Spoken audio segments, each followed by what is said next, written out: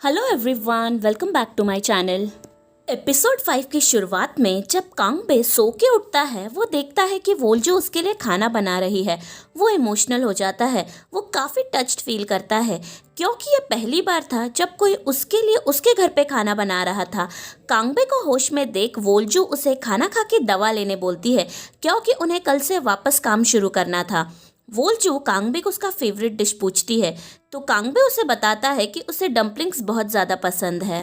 अब अगले दिन काप्योल मार्ट में जिनदोंग और सेंगो कांगबे को कपल डांस कंपटीशन के लिए मनाते हैं। वो दोनों कांगबे को बोलते हैं कि वो कभी भी ऑफिस के गेट टुगेदर्स अटेंड नहीं करता, इसलिए वो इस बार कपल डांस कंपटीशन के लिए मना नहीं कर सकता और उसके इस कंपटीशन में पार्टिसिपेशन से ही उसका इस मंथ का परफॉर्मेंस रिव्यू होगा। कांगबे कपल डांस कंपटीशन को लेके काफ़ी टेंशन में था क्योंकि उसकी स्पेशल एबिलिटी के वजह से अगर वो अपने डांस पार्टनर को टच करेगा तो कांगबे की स्पेशल एबिलिटी के बारे में सबको पता चल जाएगा। वो मीटिंग में योरिन को देखता है। योरिन भी कपल डांस कंपटीशन में पार्टिसिपेट कर रही थी। कांगबे उसे बात करने की कोशिश करता है पर योरिन जानबूझकर उसे ना देखने का नाटक करती है। इसी बीच मैनेजर गुई और वोल्जू पार्क में एक्सरसाइज कर रहे थे क्योंकि वोल्जू कांगबे को बीमार देख के खुद की सेहत पर ध्यान देना चाहती थी।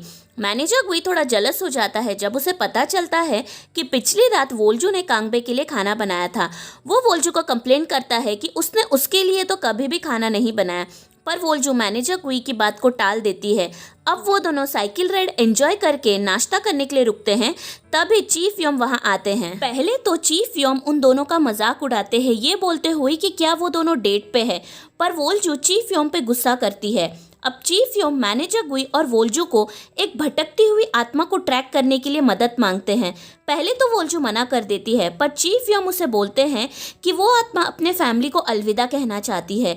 अगर वोल्जू उस आत्मा की मदद करेगी तो वो अपने टारगेट में एक और कस्टमर को जोड़ लेगी। ये सुन के वोल्जू भी मान जाती है। अगले सीन में हमें एक आदमी जिसका नाम ओ सांगुन है उसे दिखाया जाता है, जो अपनी बीवी जिनसुक के साथ अपने मॉम के मेमोरियल साइट पे आया था। जिनसुक याद करती है कि उसकी सासू माँ की जब डेथ हुई थी वो सांगुन का नाम पुकार रही थी, पर सांगुन बोलता है कि ये काफ़ी दुख की बात है कि मैं अपने माँ की मृत्यु पर भी काम करने में व्यस्त था। जब वो दोनों वहाँ से निकलते हैं, जिनसुक बोलती है कि वो अपनी बहन से मिलने जाने वाली है, इसलिए सांगुन उसे अपनी कार लेके जाने बोलता है और वो खुद बस से अपने ऑफिस जाता है। मैनेजर गुई उसे फॉलो कर रहा था। ऑफिस के बाद सांगुन एक कन्वीनियंस स्टोर जाता है। अल्कोहल लेके वो वहाँ से चला जाता है।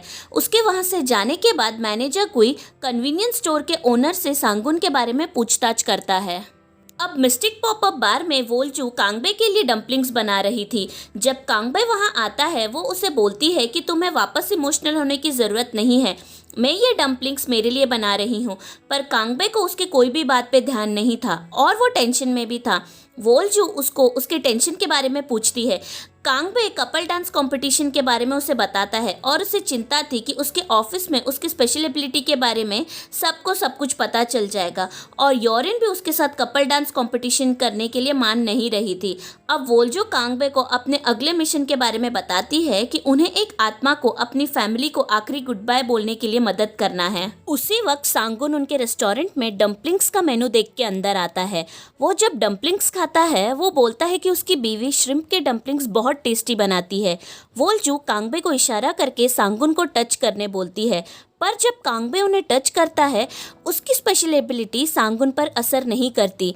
सांगुन के वहां से जाने के बाद मैनेजर गुई भी वहां पहुंचता है और बोलता है कि पूरे दिन सांगुन का पीछा करने पर भी उसके हाथ कुछ नहीं लगा। उसे उस कन्वीनियंस स्टोर के कैशियर से ये पता चला कि पहले सांगुन हमेशा घर लेट जाता था, पर जब से वो फनीरल से रिटर्न आया है वो हमेशा घर जल्दी जाता है। इस बात को सुन के कांगबे को लगता है कि शायद वो आत्मा सांगुन के घर पर ही होगी, इसलिए मैनेजर गुई मेंटेनेंस करने के बहाने सांगुन के घर पे जाता है, पर मैनेजर गुई को उसके घर पर भी कुछ भी नहीं मिलता। मैनेजर गुई के वहाँ से जाने के बाद हमें एक काली परछाई सांगुन के आसपास दिखती है। अब मिस्टिक पॉपअप बार में कांगबे की स्पेशल एबिलिटी को लेके सभी चिंतित थे, क्योंकि पहले अकेली योरिन ही थी, पर अब सांगुन पे भी उसकी स्पेशल एबिलिटी काम नहीं कर रही थी। कांगबे बोलता है कि अगर वो आत्माओं को देख सुन सकता तो उसके लिए आसानी होती, पर मैनेजर गुई बोलता है कि अगर वो आत्माओं को देख सुन सकता तो वो शामन होता। वोल जो मैनेजर गुई को टोकते हुए बोलती है कि शामन का काम इतना आसान नहीं होता, लोग तुम पे चाकू से वार करने कभी भी आ सकते हैं। कांगबे वोल्जू से पूछता है कि उसे शामन के बारे में ये सब कुछ कैसे पता है, तो वोल्जू बोलती है कि वो 500 साल से जिंदगी को जी रही है, इसलिए वो ये सब जानती है। पर मैनेजर गुई दुखी दिखता है। ऐसा लग रहा था कि मैनेजर गुई को वोल्जू के पिछले जन्म के बारे में सब कुछ पता है। वो तीनों डिसाइड करते हैं कि कल से उनको सांगुन पे प्रॉपर सर्वेलियंस रखना पड़ेगा। अगले दिन मैनेजर गुई और वोल्जू सेम बस लेते हैं जिस पे सांगुन था। इसी बीच मैनेजर गुई एक इंसान को नोटिस करता है जो थोड़ा अजीब बिहेव कर रहा था, और उसे एहसास हो जाता है कि वो शैतानी आत्मा है जिसने एक इंसान के शरीर को अपने काबू में किया है। वो शैतानी आत्मा अचानक बस से उतर जाती है और भागने लगती है, तो मैनेजर गुई और वोल्जू भी उसका पीछा करते हैं। वो आत्मा भागते हुए पार्किंग लॉट में चला जाता है, पर मैनेजर गुई उसे पकड़ लेता है। मैनेजर गुई उस आत्मा को इंसान के शरीर से बाहर निकालने के लिए उसका गला दबाता है, पर वो आत्मा खुद को मैनेजर गुई से छुड़ा के वोल्जू के पास भागता है। इसलिए मैनेजर गुई जल्दी से अपनी जादुई तलवार से उस आत्मा पर हमला करता है, जिसके वजह से वो आत्मा लाल कलर के कांच के मोती बन जाता है। वोल्जू मैनेजर गुई को बोलती है कि उसे आज समझ में आया कि आफ्टर लाइफ पुलिस का काम कितना कठिन होता है। वोल्जू नोटिस करती है कि मैनेजर गुई के हाथ से खून निकल रहा था, और उसके तुरंत बाद वो मैनेजर गुई पे चिल्लाती है। वो बोलती है कि वो हमेशा किचन के काम को लेके कंप्लेंट करता था, जबकि आत्माओं से लड़ने का काम कितना कठिन है। मैनेजर गुई उस मोती में कैद आत्मा को आफ्टर लाइफ लेके जाता है, जहाँ दूसरी ओर वोल्जू डिलीवरी वुमन बन के सांगुन के ऑफिस पहुँचती है। वहाँ उसे सांगुन के पीछे एक काला साया दिखता है। वोल्जू उसका पीछा करती है। वो काला साया लॉबी के सीढ़ियों पे जाता है। वोल्जू उसे रोकती है और बोलती है कि हम जिससे प्यार करते हैं उसे मरने के बाद पीछे छोड़ के जाना कैसा होता है वो खुद भी जानती है। वो बोलती है कि एक आत्मा होने के वजह से वो सांगुन से बात भी नहीं कर सकती, पर वो उसकी मदद करना चाहती है। काला साया ऑलमोस्ट कन्विंस हो चुका था, पर तभी वहाँ कोई आ जाता है और वो काला साया वहाँ से चला जाता है। इसी बीच कांगबे योरिन को उसके डांस पार्टनर बनने के लिए पूछता है, पर योरिन मना कर देती है, ये बोलते हुए कि वो जानती है कि कांगबे एक CIA एजेंट है। इस वजह से वो कांगबे से मिलके थोड़ी अनकंफर्टेबल हो जाती है, पर कांगबे बोलता है कि वो उसके लिए स्पेशल है, क्योंकि वो एक अकेली इंसान है जो उसे टच करने पर भी कुछ फील नहीं करती। योरिन को ये सब सुन के अजीब लगता है। वो उसे मारने का नाटक करते हुए बोलती है कि अगर वो उसे पंच और लात मारेगी तो उसे कैसा लगेगा। कांगबे उसके फ्रेंड्स को बताता है कि योरिन उसकी डांस पार्टनर बनने के लिए नहीं मान रही है। वो लोग कांगबे को बोलते हैं कि वो योरिन से बात करते हुए थोड़ा कॉन्फिडेंट एक्ट करे, जहां जिनदोंग उसे एक डेमोन्स्ट्रेशन देता है कि तुम योरिन को दीवार पे पिन करते हुए उसे किस करने की कोशिश करो। पर कांगबे जब ये इमेजिन करता है तो योरिन उसे एक किक मारती है। कांगबे उन सबको बोलता है कि ये एक अच्छा आइडिया नहीं है। इसके बाद वो योरिन को रेस्टोरेंट पे खाने में ज्वाइन करता है। रेस्टोरेंट में एक अंधा आदमी अपने कुत्ते के साथ आता है। उस कुत्ते को देख एक कस्टमर कंप्लेंट करती है कि कुत्तों को रेस्टोरेंट में नहीं लाना चाहिए। वो अंधा आदमी वहाँ से बाहर जाने को निकलता है, पर कांगबे उसे रोकता है और वो उस रूड कस्टमर को पोलाइटली बताता है कि गाइड कुत्तों को लॉ ने रेस्टोरेंट में आने जाने की परमिशन दी है। ये सब सुनने के बाद भी वो रूड कस्टमर चिल्लाती है। अब योरिन उस कस्टमर को बोलती है कि लोगों को सृष्टि का स्वामी इसलिए माना जाता है क्योंकि लोग एक दूसरे की मदद करते हैं और एक दूसरे को समझते हैं, और यहाँ कुत्ता भी किसी की मदद कर रहा है, इसलिए उसे खुद भी इंसान की तरह बिहेव करना चाहिए। अब खाने के बाद कांगबे और योरिन वॉक पे जाते हैं। योरिन कांगबे को पूछती है कि उसे गाइड डॉग लॉ के बारे में कैसे पता है। वो शर्माते हुए बोलता है कि वो लोगों से ज्यादा जानवरों से घुल मिल सकता है। योरिन ये सब सुन के स्माइल करती है। अब मिस्टिक पॉपअप बार में मैनेजर गुई के हाथ को वोल्जू पट्टी करती है। इसी बीच सांगुन घर जाता है, पर वो घर का पासवर्ड भूल जाता है। उसकी वाइफ जिनसुक अंदर से दरवाज़ा खोलती है। वो बोलती है कि उसे काफ़ी अजीब लग रहा था, इसलिए वो घर जल्दी आ गई, वरना वो पूरी रात बाहर रहता। सांगुन बोलता है कि वो आजकल बातें भूलने लगा है। जब वो दोनों बेडरूम में जाते हैं तो हम एक काले साई को लिविंग रूम में देखते हैं। वोल्जू मैनेजर गुई को खाने के लिए बाहर लेके जाती है, जहां वो उसे आत्मा से मिलने की बात बताती है। वोल्जू बोलती है कि वो उस आत्मा के लिए सॉरी फील कर रही है क्योंकि वो अपने प्यार करने वाले इंसान को छोड़ के जा रही है, जबकि मैनेजर गुई बोलता है कि उसे सांगुन पर दया आ रहा है क्योंकि वो पीछे छूट गया है। कांग बे उन दोनों को डिनर में ज्वाइन करता है और अल्कोहल के लिए ऑर्डर करता है क्योंकि योरिन ने उसके डांस पार्टनर के रिक्वेस्ट को अब तक एक्सेप्ट नहीं किया था। ये सुन के वोल्जू बोलती है कि योरिन का व्यवहार काफ़ी ठंडा है, पर कांग बे योरिन के बचाव में बात करता है कि योरिन के खुद के कुछ बाउंड्रीज हैं। मैनेजर गुई कांग बे से पूछता है कि उसने योरिन से ऐसा क्या कहा कि उसने मना कर दिया। कांग बे बोलता है कि उसने बोला कि तुम स्पेशल हो क्योंकि जब तुम मुझे टच करती हो तो तुम्हें कुछ भी फील नहीं होता। मैनेजर गुई उसे समझाता है कि उसे ऐसा नहीं बोलना चाहिए कि उसे किसी की ज़रूरत है, बल्कि उसे बोलना चाहिए कि तुम वो व्यक्ति बनना चाहते हो जिसकी उसे ज़रूरत है। जैसे ही वोल्जू ये शब्दों को सुनती है, वो अपना फ्लैशबैक याद करती है। जब वो जिंदा थी, क्राउन प्रिंस सेम वही शब्दों में वोल्जू से अपना प्यार कन्फेस करता है, पर वोल्जू जवाब में उसे बोलती है कि वो दोनों एक साथ कभी नहीं हो सकते क्योंकि क्राउन प्रिंस को अपनी हैसियत के किसी व्यक्ति से शादी करने की ज़रूरत है और क्राउन प्रिंस को उसकी प्रति आभारी महसूस करने की ज़रूरत नहीं है। अगले दिन सांगुन के ऑफिस में कुछ मुश्किल बढ़ जाती है। सांगुन एक इम्पॉर्टेंट मीटिंग के बारे में भूल जाता है।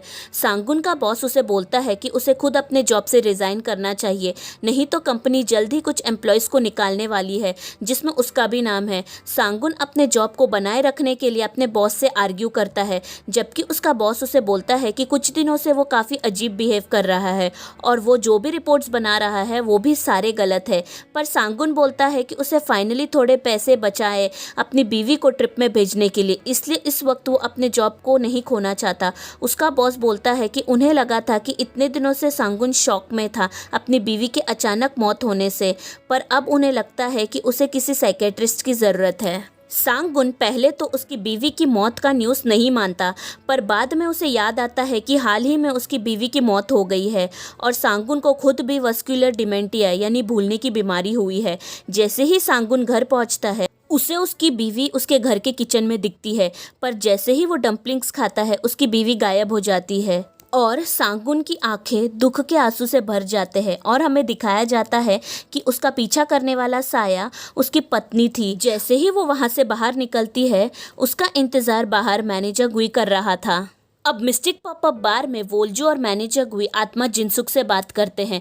जिनसुक उन दोनों को बोलती है कि उसके पति के लिए उसे काफ़ी बुरा लग रहा है और वो इमेजिन नहीं कर पा रही है कि वो इस भूलने की बीमारी के साथ अपने आगे की ज़िंदगी को कैसे मैनेज कर पाएगा। पर वो दोनों जिनसुक को बोलते हैं कि उसे यहाँ वहाँ नहीं भटकना चाहिए, वरना ये उसके आफ्टर लाइफ को अफेक्ट करेगा। जिनसुक उन दोनों से माफ़ी मांगती है और बोलती है कि वो अब अपने पति को अलविदा कहने के लिए तैयार है। वोल्जू और मैनेजर गुई कांगबे को सांगुन के ड्रीम वर्ल्ड में लेके जाते हैं, जहां उन तीनों को पता चलता है कि सांगुन की मेमोरी पूरी मिक्स्ड और कंफ्यूज्ड है, इसलिए कांगबे की स्पेशल एबिलिटी भी उस पर काम नहीं की।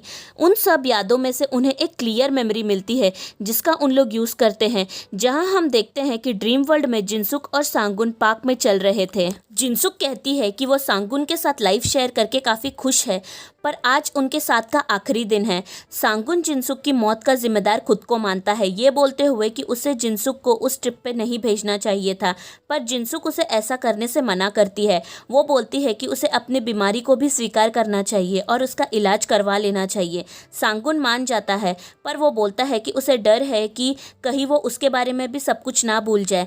पर जिनसुक उसे विश्वास दिलाता है कि जब उन दोनों वापस आफ्टर लाइफ में मिलेंगे तो वो उसे सब वापस याद दिलाएगी। सांगुन एक आखिरी बार उसे बोलता है कि वो उससे प्यार करता है और दोनों गले लगते हैं।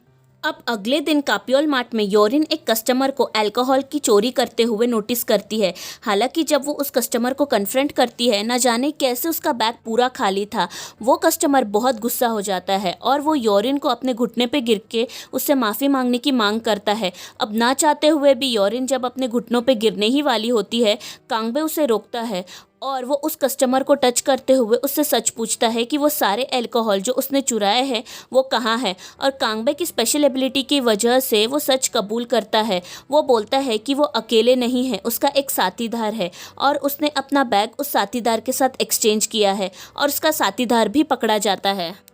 अब इसके बाद योरिन कांगबे का शुक्रिया अदा करती है और इस बार वो खुद कांगबे को डांस पार्टनर बनने के लिए पूछती है, जिससे खुशी खुशी कांगबे एक्सेप्ट करता है। इसी बीच सांगुन नर्सिंग होम जाने के लिए रेडी होता है। वो पहले मिस्टिक पॉपअप बार जाता है जहां वो अपने फेवरेट श्रिम्प डम्पलिंग्स खाता है।